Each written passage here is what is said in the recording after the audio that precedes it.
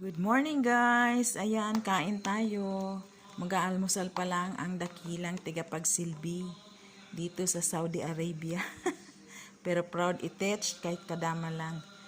Ayan, nagluto ako ng beans, no? Nirecycle ko siya. Ginisa ko sa may natirang isda kagabi. Hindi ko kinain. So yung ginisa ko, ayan.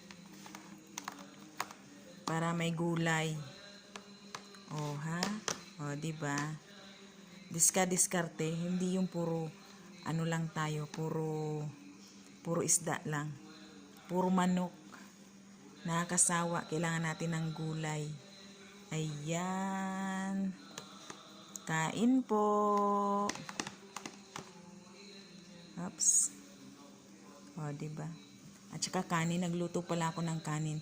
Kasi masarap siya sa kaning puti, yung plain lang.